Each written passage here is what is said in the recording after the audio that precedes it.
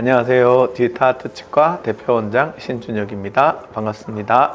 임플란트가 건강보험에 적용이 될 정도로 많이 보편화되면서 초창기 시절하고 비교해 봤을 때 최근에는 임플란트를 빼고 다시 심립하는 그런 경우가 굉장히 많습니다. 또 심지어는 임플란트 회사들마다 임플란트를 제거할 수 있는 시스템들이 많이 개발되어 나와 있을 정도로 일상화가 되어 있고 저에게 찾아오시는 분들이 많습니다.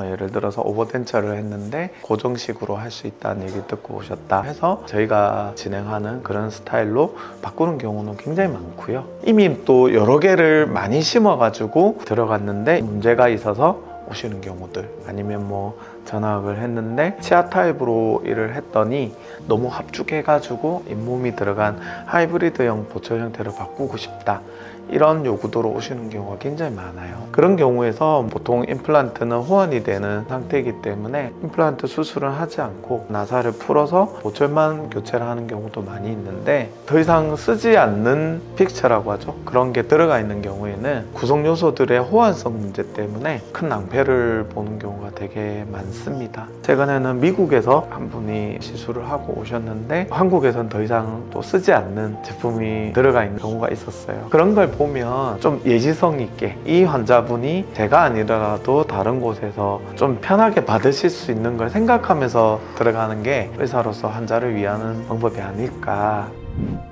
아무래도 염증이 굉장히 심한 상태에서 임플란트를 제거하게 되는 경우가 많겠죠. 환자분 입장에서는 트라우마가 더 있을 수 있고 처음보다는 난이도가 훨씬 더 올라가죠. 초기에는 뼈이식이 없이 충분한 치조골의 양을 가지고 임플란트 시술을 했었을 텐데 좋은 기회를 잃어버려서 임플란트를 제거를 하고 그 자리에 또 뼈이식을 또 동반하는 경우가 굉장히 많습니다.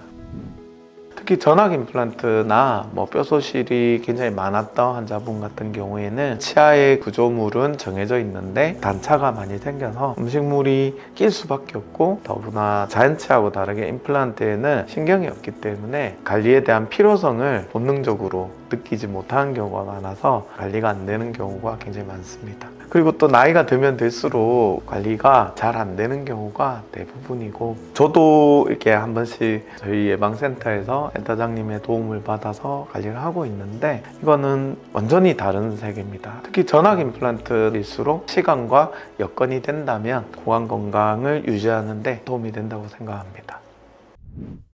일단 처음 임플란트를 잘 심는 게 중요합니다. 주로 오시는 분들은 치과가 없어졌다, 원장님이 바뀌었다, 그런 상황에서 오시는 경우가 너무 많기 때문에 개인적으로는 너무 무분별하게 임플란트를 심는 곳, 그런 책임감이 없는 상황들을 좀 좋아하진 않고요. 좀 더 경험이 많고 책임감 있게 진료를 하는 곳에서 좀 신중했으면 좋겠다. 사람의 몸은 기계가 아니기 때문에 지금 상태와 10년 뒤의 상태와 또 20년 뒤의 상태가 변화합니다. 그래서 경험이 많은 의사인 경우에는 그런 변화하는 것들을 잘 캐치를 해서 이렇게 되겠구나 라는 걸 예상을 하고 임플란트 시술을 하게 되는데, 경험이 없는 상황에서는 현재 상태에서 급급하는 경우가 많이 있어서 10년 뒤에 문제가 생기는 경우가 빈번하게 일어날 수가 있죠.